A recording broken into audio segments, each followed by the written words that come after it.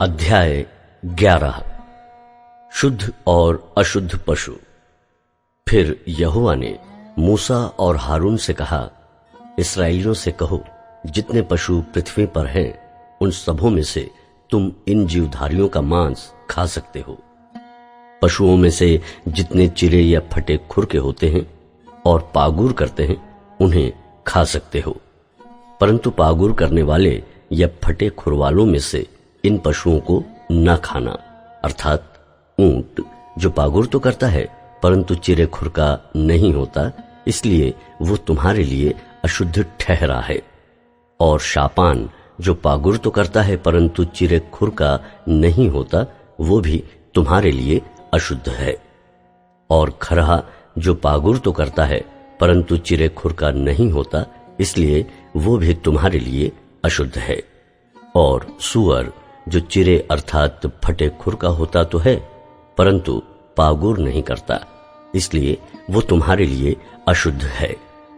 इनके मांस में से कुछ न खाना और इनकी लोथ को छूना भी नहीं, ये तो तुम्हारे लिए अशुद्ध है। फिर जितने जल जंतु हैं उनमें से तुम इन्हें खा सकते हो, अर्थात समुद्र या नदियों के जल जंतुओं में से जितने के पंख और चोंयटे होते हैं उन्हें खा सकते हो। और जलचरी प्राणियों में से जितने जीवधारी बिना पंख और चोंयटे के समुद्र या नदियों में रहते हैं वे सब तुम्हारे लिए घृणित हैं। वे तुम्हारे लिए घृणित ठहरे। तुम उनके मांस में से कुछ न खाना और उनकी लोथ को अशुद्ध जानना। जल में जिस किसी जंतु के पंख और चोंयटे नहीं होते वो तुम्हारे लिए अशुद्ध हैं। फिर पक्षियों में से इनको अशुद्ध जानना या शुद्ध होने के कारण खाए न जाएं, अर्थात उकाब, हड़फोड़, कुर्र, चील और भांति भांति के बाज और भांति भांति के सब काग, शुतुरमुर्ग, तखमास, जलकुक्कुट और भांति भांति के शिकरे, हबासिल, हाडगिल, उल्लू, राजहंस, धनेश, गिद्ध, लगलग, भांति भांति के बगुले, टिटिहरी और चमगादड़। जितने पंख वाले कीड़े चार पांवों के बल चलते हैं वे सब तुम्हारे लिए अशुद्ध हैं। पर रेंगने वाले और पंख वाले जो चार पांवों के बल चलते हैं, जिनके भूमि पर कूदने फांदने को टांगे होती हैं, उनको तो खा सकते हो। वे ये हैं, अर्थात भांति भांति की टिड्डी, भांति भांति के फनगे, भांति भांति के झिंगुर और भांति भांति के टिड्डे। परंतु और सब रेंगने वाले पंख वाले कीड़े जो चार पांव वाले होते हैं वे तुम्हारे लिए अशुद्ध हैं। इनके कारण तुम अशुद्ध ठहरोगे। जिस किसी से इनकी लोथ छू जाए वो सांझ तक अशुद्ध ठहरे। और जो कोई इनकी लोथ में का कुछ भी उठाए वो अपने वस्त्र धोए और सांझ तक अशुद्ध रहे। फिर जितने पशु चिरे खुर के होते हैं परंतु ना तो बिल्कुल फटे खुर और ना पागुर करने वाले हैं, वे तुम्हारे लिए अशुद्ध हैं। जो कोई उन्हें छुए वो अशुद्ध ठहरेगा। और चार पांव के बल चलने वालों में से जितने पंजों के बल चलते हैं वे सब तुम्हारे लिए अशुद्ध हैं। जो कोई उनकी लोथ छुए वो सांझ तक अशुद्ध रहे। और जो कोई उनकी लोथ उठाए वो अपने वस्त्र धोए और सांझ तक अशुद्ध रहे, क्योंकि वे तुम्हारे लिए अशुद्ध हैं। जो पृथ्वी पर रेंगते हैं उनमें से ये रेंगने वाले तुम्हारे लिए अशुद्ध हैं, अर्थात नेवला, चूहा और भांति भांति के गोह और छिपकली, मगर, टिकटिक, सांडा और गिरगिटान। सब रेंगने वालों में से ये ही तुम्हारे लिए अशुद्ध हैं। जो कोई इनकी लोथ छुए वो सांझ तक अशुद्ध रहे। और इनमें से किसी की लोथ जिस किसी वस्तु पर पड़ जाए वो भी अशुद्ध ठहरे, चाहे वो काठ का कोई पात्र हो, चाहे वस्त्र, चाहे खाल, चाहे बोरा, चाहे किसी काम का कैसा ही पात्र आदि क्यों ना हो। वो जल में डाला जाए और सांझ तक अशुद्ध रहे, तब शुद्ध समझा जाए। और यदि मिट्टी का कोई पात्र हो जिसमें इन जंतुओं में से कोई पड़े, तो उस पात्र में जो कुछ हो वो अशुद्ध ठहरे, और पात्र को तुम तोड़ डालना। उसमें जो खाने के योग्य भोजन हो जिसमें पानी का छुआव हो, वो सब अशुद्ध ठहरे। फिर यदि ऐसे पात्र में पीने के लिए कुछ हो तो वो भी अशुद्ध ठहरे। और यदि इनकी लोथ में का कुछ तंदूर या चूल्हे पर पड़े तो वो भी अशुद्ध ठहरे और तोड़ डाला जाए, क्योंकि वो अशुद्ध हो जाएगा, वो तुम्हारे लिए भी अशुद्ध ठहरे। परंतु सोता या तालाब जिसमें जल इकट्ठा हो वो तो शुद्ध ही रहे, परंतु जो कोई इनकी लोथ को छुए वो अशुद्ध ठहरे। और यदि इनकी लोथ में का कुछ किसी प्रकार के बीज पर जो बोने के लिए हो पड़े तो वो बीज शुद्ध रहे। पर यदि बीज पर जल डाला गया हो और पीछे लोथ में का कुछ उस पर पड़ जाए तो वो तुम्हारे लिए अशुद्ध ठहरे। फिर जिन पशुओं के खाने की आज्ञा तुमको दी गई है, यदि उनमें से कोई पशु मरे तो जो कोई उनकी लोथ छुए वो सांझ तक अशुद्ध रहे। और उसकी लोथ में से जो कोई कुछ खाए वो अपने वस्त्र धोए और सांझ तक अशुद्ध रहे। और जो कोई उसकी लोथ उठाए वो भी अपने वस्त्र धोए और सांझ तक अशुद्ध रहे। सब प्रकार के पृथ्वी पर रेंगने वाले जंतु घिनौने हैं, वे खाए ना जाएं। पृथ्वी पर सब रेंगने वालों में से जितने पेट या चार पांव के बल चलते हैं या अधिक पांव वाले होते हैं, उन्हें तुम ना खाना, क्योंकि वे घिनौने हैं।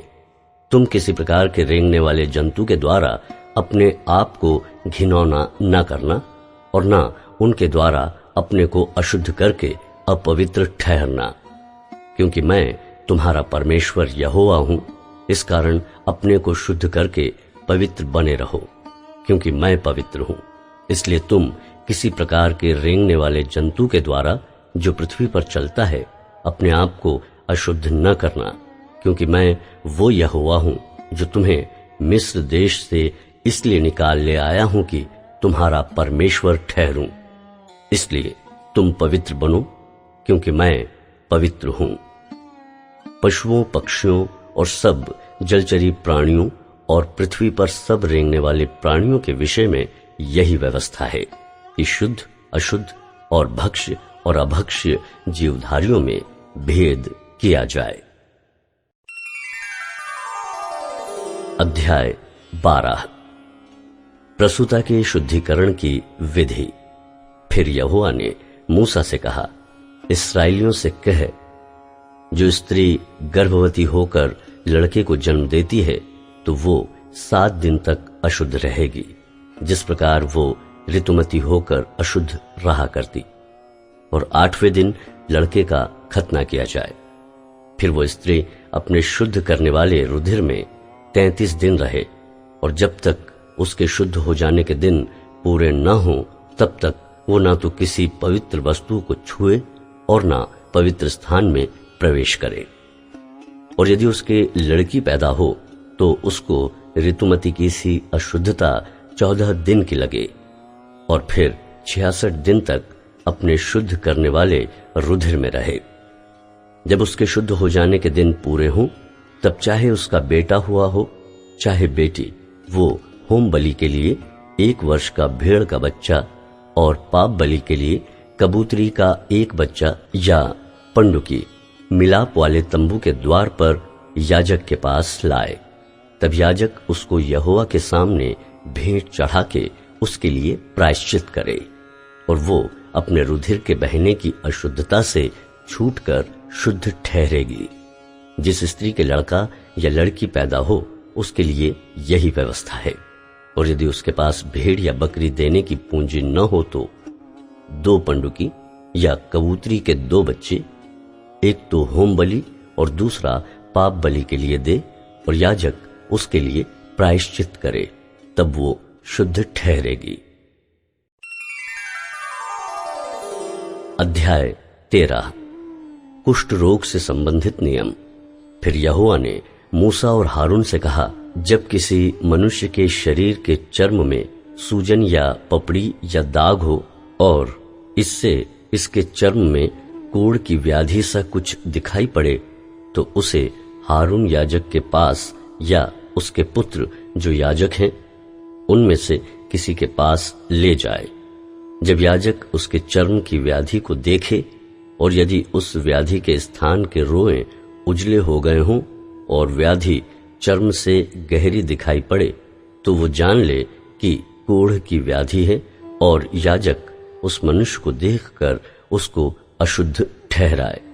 पर यदि वो दाग उसके चर्म में उजला तो हो परंतु चर्म से गहरा न देख पड़े और न वहां के रोएं उजले हो गए हों तो याजक उसको 7 दिन तक बंद कर रखे और 7वें दिन याजक उसको देखे और यदि वो व्याधि जैसी की तैसी बनी रहे और उसके चर्म में न फैली हो तो याजक उसको और भी 7 दिन तक बंद रखे और 7वें दिन याजक उसको फिर देखे और यदि देख पड़े कि व्याधि की चमक कम है और व्याधि चर्म पर फैली न हो तो याजक उसको शुद्ध ठहराए, क्योंकि उसके तो चर्म में पपड़ी है और वो अपने वस्त्र धोकर शुद्ध हो जाए। पर यदि याजक की उस जांच के पश्चात जिसमें वो शुद्ध ठहराया गया था वो पपड़ी उसके चर्म पर बहुत फैल जाए तो वो फिर याजक को दिखाया जाए। और यदि याजक को देख पड़े कि पपड़ी चर्म में फैल गई है तो वो उसको अशुद्ध ठहराए, क्योंकि वो कोढ़ ही है। यदि कोढ़ की सी व्याधि किसी मनुष्य के हो तो वो याजक के पास पहुंचाया जाए और याजक उसको देखे और यदि वो सूजन उसके चर्म में उजली हो और उसके कारण रोए भी उजले हो गए हों और उस सूजन में बिना चर्म का मांस हो तो याजक जाने कि उसके चर्म में पुराना कोढ़ है, इसलिए वो उसको अशुद्ध ठहराए और बंद न रखे, क्योंकि वो अशुद्ध है। और यदि कोढ़ किसी के चर्म से फूटकर यहाँ तक फैल जाए कि जहाँ कहीं याजक देखे रोगी के सिर से पैर के तलवे तक कोढ़ ने सारे चर्म को छा लिया हो तो याजक ध्यान से देखे और यदि कोढ़ ने उसके सारे शरीर को छा लिया हो तो वो उस व्यक्ति को शुद्ध ठहराए और उसका शरीर जो बिल्कुल उजला हो गया है वो शुद्ध ही ठहरे। पर जब उसमें चर्महीन मांस देख पड़े तब वो अशुद्ध ठहरे और याजक चर्महीन मांस को देखकर उसको अशुद्ध ठहराए, क्योंकि वैसा चर्महीन मांस अशुद्ध ही होता है, वो कोढ़ है। पर यदि वो चर्महीन मांस फिर उजला हो जाए तो वो मनुष्य याजक के पास जाए और याजक उसको देखे और यदि वो व्याधि फिर से उजली हो गई हो तो याजक रोगी को शुद्ध जाने, वो शुद्ध है। फिर यदि किसी के चर्म में फोड़ा होकर चंगा हो गया हो और फोड़े के स्थान में उजली सी सूजन या लाली लिए हुए उजला दाग हो तो वो याजक को दिखाया जाए और याजक उस सूजन को देखे और यदि वो चर्म से गहरा दिखाई पड़े और उसके रोएं भी उजले हो गए हों तो याजक ये जानकर उस मनुष्य को अशुद्ध ठहराए, क्योंकि वो कोढ़ की व्याधि है जो फोड़े में से फूटकर निकली है। परंतु यदि याजक देखे कि उसमें उजले रोएं नहीं हैं और वो चर्म से गहरी नहीं और उसकी चमक कम हुई है तो याजक उस मनुष्य को 7 दिन तक बंद कर रखे। और यदि वो व्याधि उस समय तक चर्म में सचमुच फैल जाए तो याजक उस मनुष्य को अशुद्ध ठहराए, क्योंकि वो कोढ़ की व्याधि है।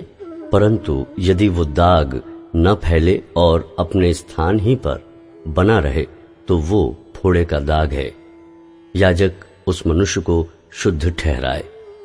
फिर यदि किसी के चर्म में जलने का घाव हो और उस जलने के घाव में चर्महीन दाग लाली लिए हुए उजला या उजला ही हो जाए तो याजक उसको देखे और यदि उस दाग में के रोएं उजले हो गए हों और वो चर्म से गहरा दिखाई पड़े तो वो कोढ़ है जो उस जलने के दाग में से फूट निकला है। याजक उस मनुष्य को अशुद्ध ठहराए, क्योंकि उसमें कोढ़ की व्याधि है। पर यदि याजक देखे कि दाग में उजले रोए नहीं हैं और न वो चर्म से कुछ गहरा है और उसकी चमक कम हुई है तो वो उसको 7 दिन तक बंद कर रखे और 7वें दिन याजक उसको देखे और यदि वो चर्म में फैल गई हो तो वो उस मनुष्य को अशुद्ध ठहराए, क्योंकि उसको कोढ़ की व्याधि है।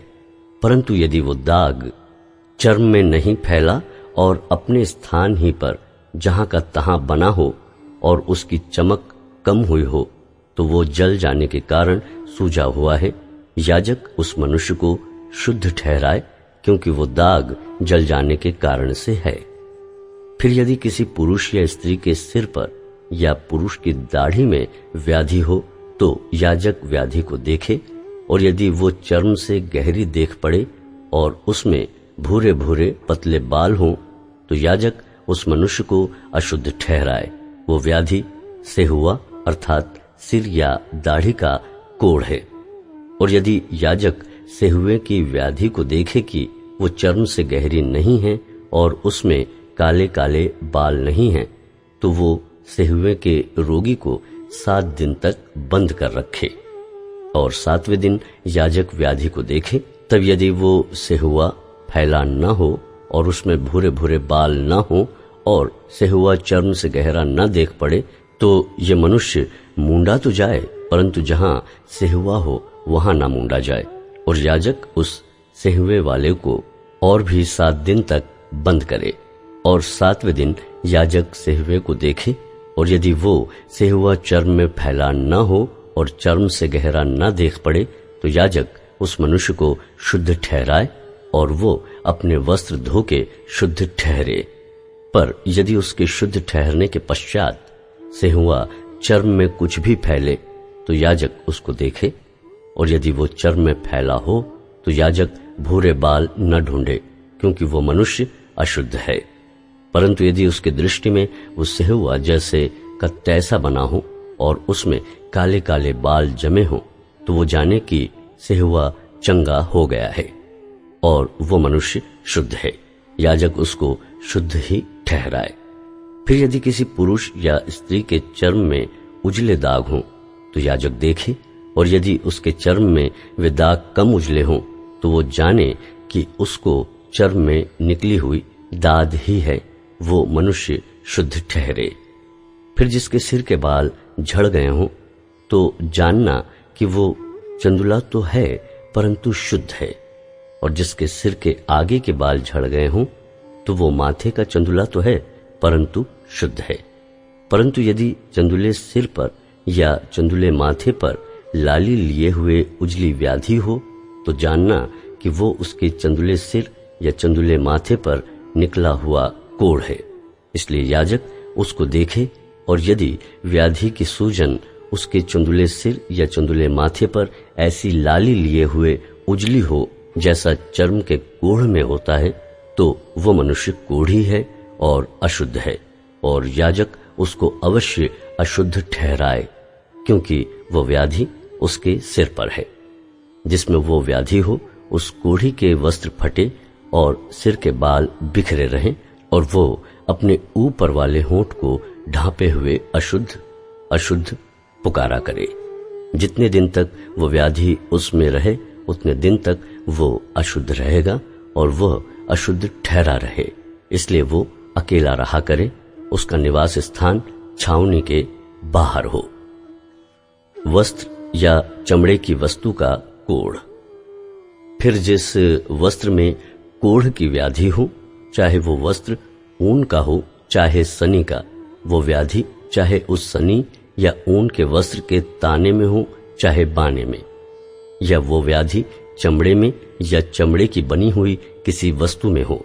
यदि वो व्याधि किसी वस्त्र के चाहे ताने में चाहे बाने में या चमड़े में या चमड़े की किसी वस्तु में हरी हो या लाल सी हो तो जानना कि वो कोढ़ की व्याधि है और वो याजक को दिखाई जाए।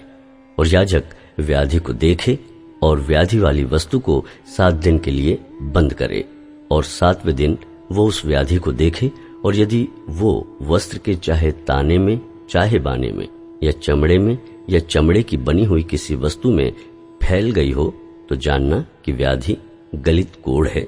इसलिए वो वस्तु चाहे कैसे ही काम में क्यों ना आती हो तो भी अशुद्ध ठहरेगी। वो उस वस्त्र को जिसके ताने या बाने में वो व्याधि हो, चाहे वो ऊन का हो, चाहे सनी का या चमड़े की वस्तु हो, उसको जला दे। वो व्याधि गलित कोढ़ की है, वो वस्तु आग में जलाई जाए। यदि याजक देखे कि वो व्याधि उस वस्त्र के ताने या बाने में या चमड़े की उस वस्तु में नहीं फैली, तो जिस वस्तु में व्याधि हो उसके धोने की आज्ञा दे। तब उसे और भी 7 दिन तक बंद कर रखे, और उसके धोने के बाद याजक उसको देखे, और यदि व्याधि का न तो रंग बदला हो और न व्याधि फैली हो, तो जानना कि वो अशुद्ध है। उसे आग में जलाना, क्योंकि चाहे वो व्याधि भीतर चाहे ऊपरी हो, तो भी वो खा जाने वाली व्याधि है। पर यदि याजक देखे कि उसके धोने के पश्चात व्याधि की चमक कम हो गई, तो वो उसको वस्त्र के चाहे ताने चाहे बाने में से या चमड़े में से फाड़ के निकाले।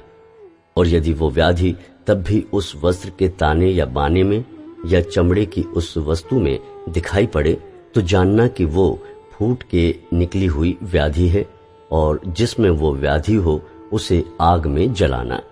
यदि उस वस्त्र से जिसके ताने या बाने में व्याधि हो या चमड़े की जो वस्तु हो, उससे जब धोई जाए और व्याधि जाती रही, तो वो दूसरी बार धुलकर शुद्ध ठहरे। ऊन या सनी के वस्त्र के ताने या बाने में या चमड़े की किसी वस्तु में जो कोढ़ की व्याधि हो, उसके शुद्ध और अशुद्ध ठहराने की यही व्यवस्था है। अध्याय 14। कोढ़ से शुद्ध ठहराया जाना। फिर यहोवा ने मूसा से कहा, कोढ़ी के शुद्ध ठहराने की व्यवस्था यह है, वो याजक के पास पहुंचाया जाए और याजक छावनी के बाहर जाए, और याजक उस कोढ़ी को देखे, और यदि उसके कोढ़ की व्याधि चंगी हुई हो, तो याजक आज्ञा दे कि शुद्ध ठहराने वाले के लिए 2 शुद्ध और जीवित पक्षी, देवदारू की लकड़ी और लाल रंग का कपड़ा और जूफा, ये सब लिए जाए। और याजक आज्ञा दे कि एक पक्षी बहते हुए जल के ऊपर मिट्टी के पात्र में बलि किया जाए। तब वो जीवित पक्षी को देवदारू की लकड़ी और लाल रंग के कपड़े और जूफा, इन सबों को लेकर एक संग उस पक्षी के लहू में जो बहते हुए जल के ऊपर बलि किया गया है डुबा दे, और कोढ़ से शुद्ध ठहराने वाले पर 7 बार छिड़क कर उसको शुद्ध ठहराए। तब उस जीवित पक्षी को मैदान में छोड़ दे, और शुद्ध ठहराने वाला अपने वस्त्रों को धोए और सब बाल मुंडवाकर जल से स्नान करे, तब वो शुद्ध ठहरेगा, और उसके बाद वो छावनी में आने पाए। परंतु 7 दिन तक अपने डेरे से बाहर ही रहे, और 7वें दिन वो सिर, दाढ़ी और भौहों के सब बाल मुंडाए और सब अंग मुंडन कराए, और अपने वस्त्रों को धोए और जल से स्नान करे, तब वो शुद्ध ठहरेगा। 8वें दिन वो 2 निर्दोष भेड़ के बच्चे और 1 वर्ष की निर्दोष भेड़ की बच्ची और अन्न बलि के लिए तेल से सना हुआ एपा का 3/2 अंश मैदा और लोज भर तेल लाए। और शुद्ध ठहराने वाला याजक इन वस्तुओं समेत उस शुद्ध होने वाले मनुष्य को यहोवा के सम्मुख मिलाप वाले तंबू के द्वार पर खड़ा करे। तब याजक एक भेड़ का बच्चा लेकर दोष बलि के लिए उसे और उस लोज भर तेल को समीप लाए, और इन दोनों को हिलाने की भेंट के लिए यहोवा के सामने हिलाए। और वो उस भेड़ के बच्चे को उसी स्थान में जहां वो पाप बलि और होम बलि पशुओं का बलिदान किया करेगा, अर्थात पवित्र स्थान में बलिदान करे, क्योंकि जैसा पाप बलि याजक का निज भाग होगा, वैसा ही दोष बलि भी उसी का निज भाग ठहरेगा। वो परम पवित्र है। तब याजक दोष बलि के लहू में से कुछ लेकर शुद्ध ठहरने वाले के दाहिने कान के सिरे पर और उसके दाहिने हाथ और दाहिने पांव के अंगूठे पर लगाए।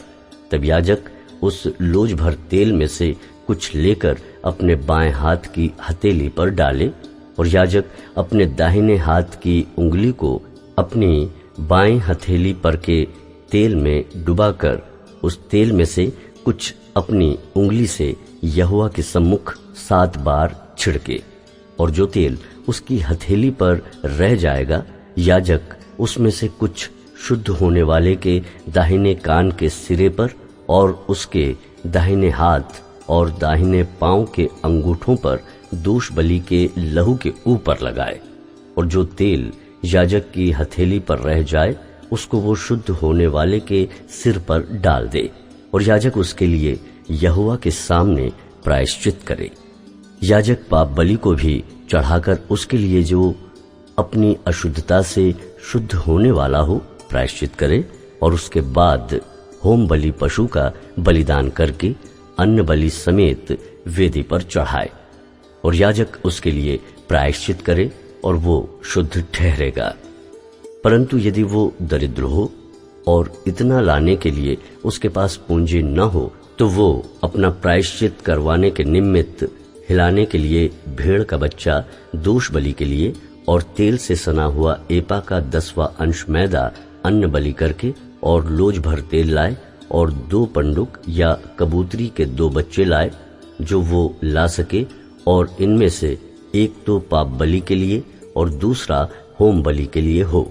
और 8वें दिन वो इन सबों को अपने शुद्ध ठहरने के लिए मिलाप वाले तंबू के द्वार पर यहोवा के सम्मुख याजक के पास ले आए। तब याजक उस लोज भर तेल और दोष बलि वाले भेड़ के बच्चे को लेकर हिलाने की भेंट के लिए यहोवा के सामने हिलाए।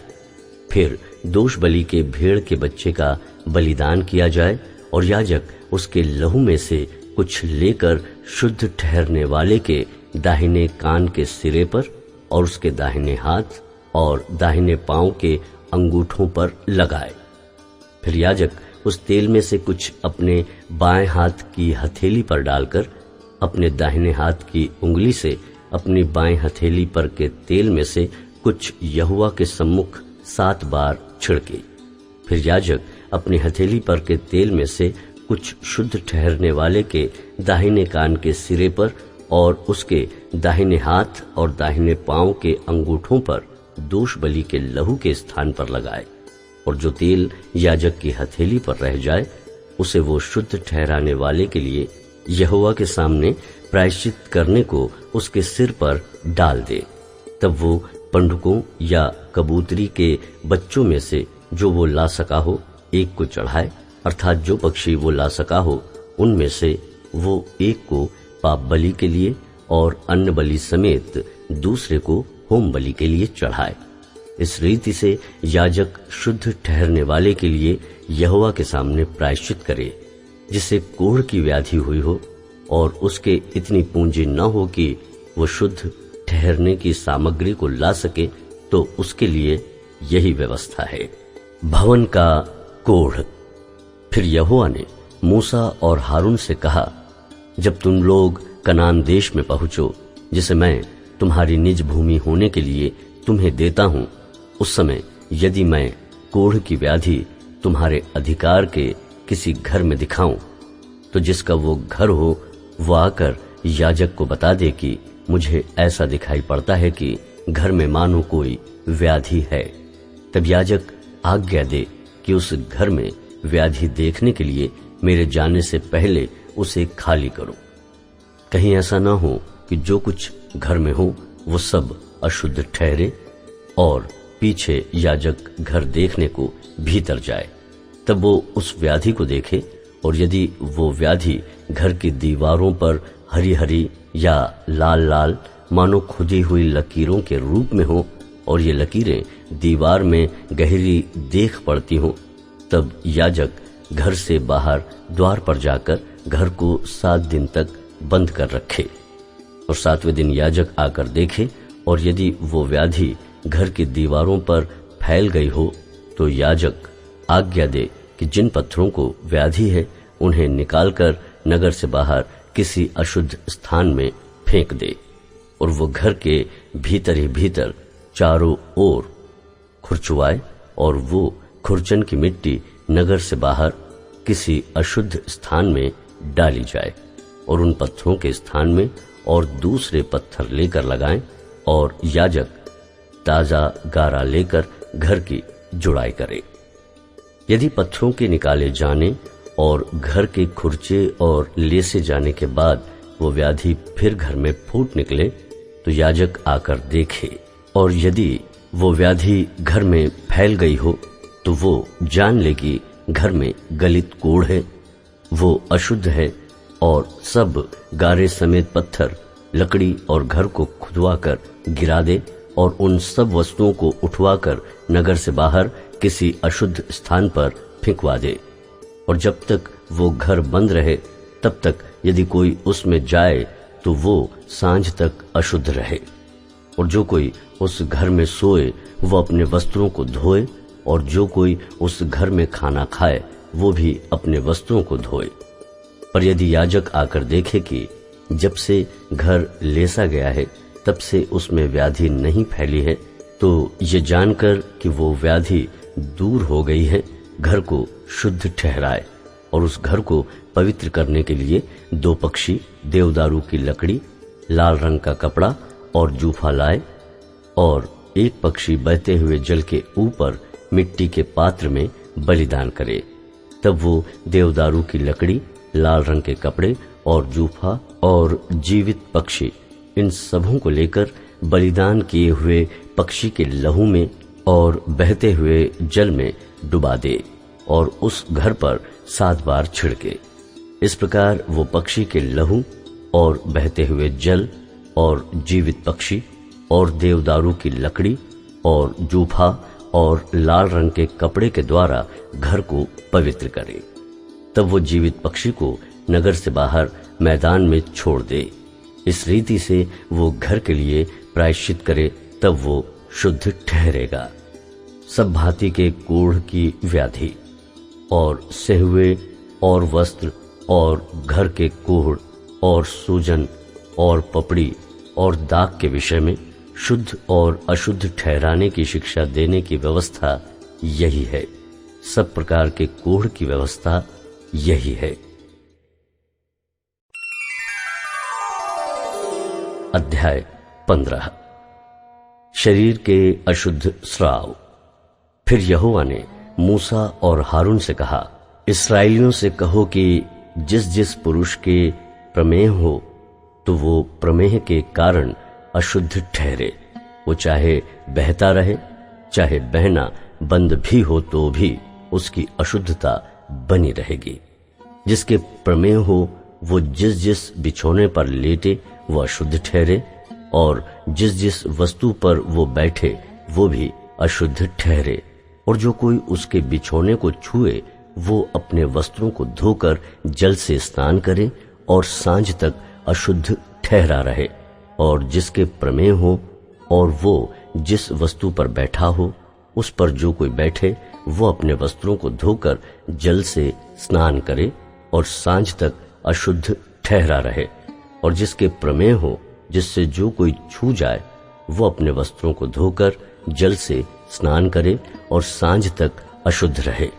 और जिसके प्रमेह हो यदि वो किसी शुद्ध मनुष्य पर थूके तो वो अपने वस्त्रों को धोकर जल से स्नान करे और सांझ तक अशुद्ध रहे। और जिसके प्रमेह हो वो सवारी की जिस वस्तु पर बैठे वो अशुद्ध ठहरे।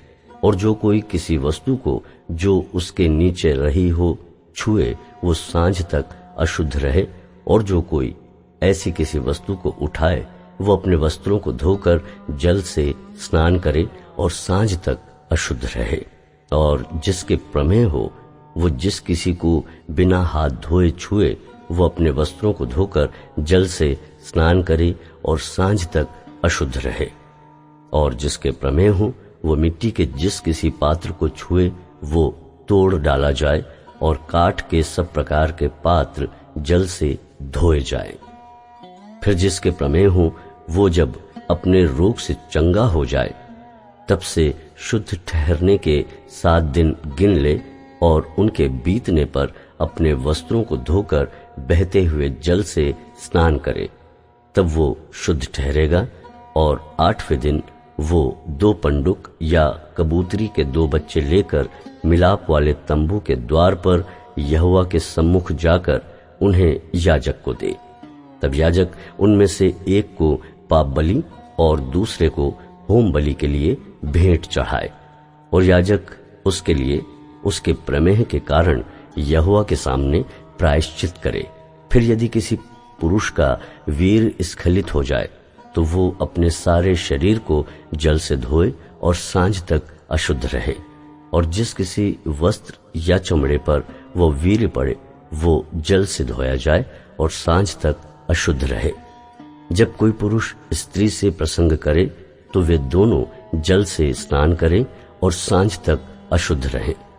फिर जब कोई स्त्री ऋतुमती रहे तो वो 7 दिन तक अशुद्ध ठहरी रहे, और जो कोई उसको छुए वो सांझ तक अशुद्ध रहे। और जब तक वो अशुद्ध रहे तब तक जिस जिस वस्तु पर वो लेटे और जिस जिस वस्तु पर वो बैठे वे सब अशुद्ध ठहरे। और जो कोई उसके बिछौने को छुए वो अपने वस्त्र धोकर जल से स्नान करे और सांझ तक अशुद्ध रहे। और जो कोई किसी वस्तु को छुए जिस पर वो बैठी हो वो अपने वस्त्र धोकर जल से स्नान करे और सांझ तक अशुद्ध रहे। और यदि बिछौने या अन्य किसी वस्तु पर जिस पर वो बैठी हो छूने के समय उसका रुधिर लगा हो तो छूनेहारा सांझ तक अशुद्ध रहे। और यदि कोई पुरुष उससे प्रसंग करे और उसका रुधिर उसके लग जाए तो वो पुरुष 7 दिन तक अशुद्ध रहे, और जिस जिस बिछौने पर वो लेटे वे सब अशुद्ध ठहरे। फिर यदि किसी स्त्री के अपने मासिक धर्म के नियुक्त समय से अधिक दिन तक रुधिर बहता रहे या उस नियुक्त समय से अधिक समय तक ऋतुमती रहे तो जब तक वो ऐसी दशा में रहे तब तक वो अशुद्ध ठहरी रहे। उसके ऋतुमती रहने के सब दिनों में जिस जिस बिछौने पर वो लेटे वे सब उसके मासिक धर्म के बिछौने के समान ठहरे, और जिस जिस वस्तु पर वो बैठे वे भी उसके ऋतुमती रहने के दिनों के समान अशुद्ध ठहरे। और जो कोई उन वस्तुओं को छुए वो अशुद्ध ठहरे, इसलिए वो अपने वस्त्रों को धोकर जल से स्नान करे और सांझ तक अशुद्ध रहे। पर जब वो स्त्री अपने ऋतुमती से शुद्ध हो जाए तब से वो 7 दिन गिन ले, और उन दिनों के बीतने पर वो शुद्ध ठहरे। फिर 8वें दिन वो 2 पंडुक या कबूतरी के 2 बच्चे लेकर मिलाप वाले तंबू के द्वार पर याजक के पास जाए। तब याजक एक को पाप बलि और दूसरे को होम बलि के लिए चढ़ाए, और याजक उसके लिए उसके मासिक धर्म की अशुद्धता के कारण यहोवा के सामने प्रायश्चित करे। इस प्रकार से तुम इस्राएलियों को उनकी अशुद्धता से अलग रखा करो, कहीं ऐसा ना हो कि वे यहोवा के निवास को जो उनके बीच में है अशुद्ध करके अपनी अशुद्धता में फंसे हुए मर जाएं।